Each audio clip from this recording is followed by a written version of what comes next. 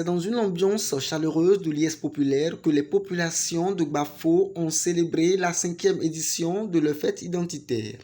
Ce fut 3 jours de grande réjouissance axés sur la découverte du potentiel touristique et culturel de Gbafo, des manifestations populaires, des causeries autour des enjeux de développement et surtout la tenue d'une assemblée générale. Au cours de l'AG, nous avons passé des communications sur le foncier et les réformes liées au foncier.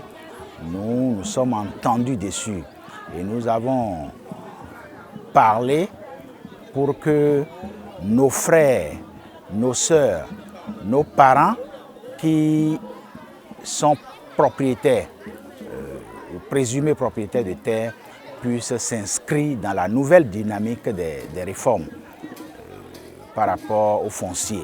Nous avons parlé également à la jeunesse, pour que la jeunesse désormais comprenne que nous avons fini avec la période de l'État-providence pourvoyeur d'emploi et que les initiatives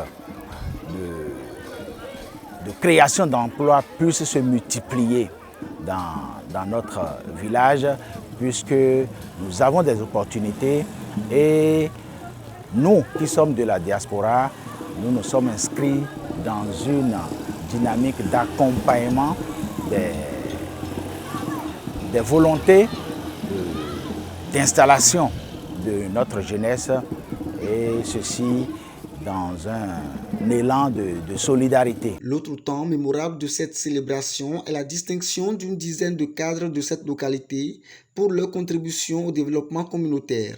Parmi eux, le directeur général des infrastructures, Jacques Ayadji. Lorsque votre village, votre localité vous honore, vous avez le devoir en retour d'honorer ce village, cette localité. En recevant cette distinction honorifique ce jour, je renouvelle mon engagement de me mettre au service de Gbafo. Le roi de Gbafo, Sa Majesté Mengbe, a reçu les félicitations du comité d'organisation pour son accompagnement et sa protection spirituelle sur le village. Dimanche 17 avril 2022, dernier jour de cette retrouvaille, ce fut la grande mobilisation à l'église catholique de Gbafo. Les femmes amazones ont saisi cette occasion pour offrir des objets précieux à la maison de Dieu.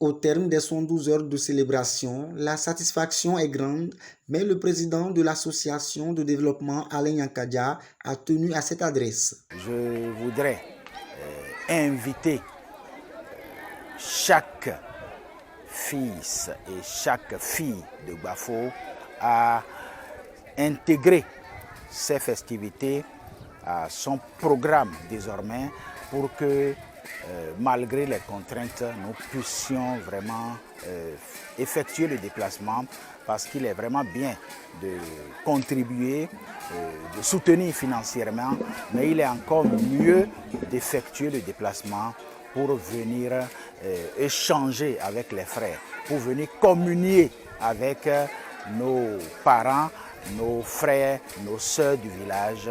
Cette célébration a eu le soutien des autorités politico-administratives qui ont fait le déplacement de Gbafo. Rendez-vous est donc pris pour l'année prochaine.